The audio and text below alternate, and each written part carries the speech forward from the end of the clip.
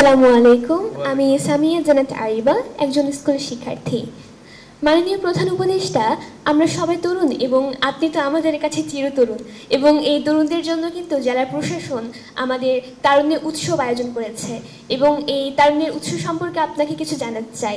এই তারুণ্যের উৎসবে 8টি থিম ছিল এবং 8টি থিমের মধ্যে 206টি ইভেন্ট আয়োজন হয়েছিল, এবং এই 206টি ইভেন্টের মাঝে 2,98,610 জন দর্শক সরাসরি অংশগ্রহণ করেছিল।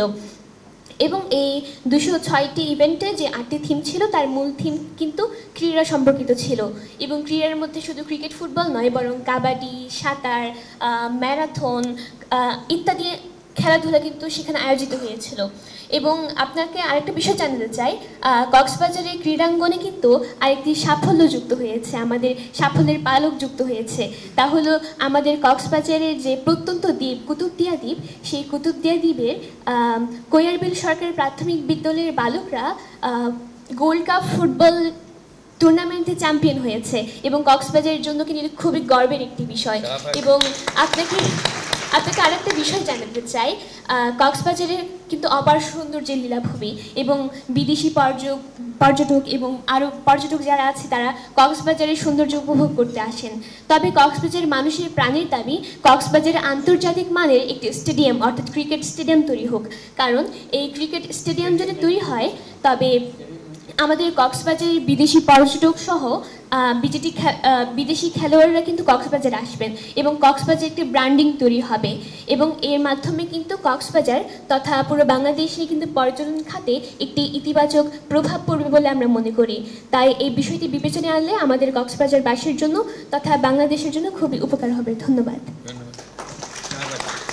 না, ভালো তোমরা এই কাজগুলো করার জন্য। আমাদের কাছে অনেকের অনুরোধ আসছে যে এই তারুণ্যের উৎসবটা চালু রাখাটা, বন্ধ না করা, যাতে আরও নানা রকমের খেলাধুলা, আরও নানা রকমের প্রতিযোগিতা ইত্যাদি হতে পারে। গল্প শিক্ষা প্রতিযোগিতা, খেলাধুলা প্রতিযোগিতা ছাড়াও গল্প লেখার প্রতিযোগিতা, গল্প বলার প্রতিযোগিতা, তারুণ্য যা যা পছন্দ করে, ডিজাইন প্রতিযোগিতা, ক্রিয়েটিভ আর্টস প্রতিযোগিতা ইত্যাদি, এগুলো করার জন্য। তো তোমরা মনে করলে আমরা সেটা চালু রাখবো, যাতে করে বাকি বছরের বাকি মাসগুলো যেগুলো আছে তার জন্য আমরা একটা প্রকল্প নিয়ে আসতে পারি। এই ব্যাপারে পরামর্শ থাকলে আমাদেরকে বলো, আমরা সেগুলো গ্রহণ করে সবাইকে জানিয়ে দেবো এইভাবে করতে পারি। প্রত্যেক জেলার নিজস্ব পদ্ধতিতে করবে, যাতে করে সবাই অংশগ্রহণের সুযোগ পায়, যেন বাদ করে না যায় যে একজন এটা করে না বলে সে বাদ করে, কিন্তু সে আরেকটা কাজ করে, সেটাকে নিয়ে আমরা প্রতিযোগিতার মধ্যে যেতে পারি। এটা উৎসাহ দেওয়া, যে একজনের কৃতিত্ব দেখালে সবাই মিলে আমরা হাততালি দিই, উৎসাহ দেখাই, খুশি হই, এতে তার ভালো লাগে। এই কাজটা যেন আমরা করতে পারি, এটা চালু রাখি। ধন্যবাদ। ধন্যবাদ স্যার। স্যার, আপনি সৃজনশীল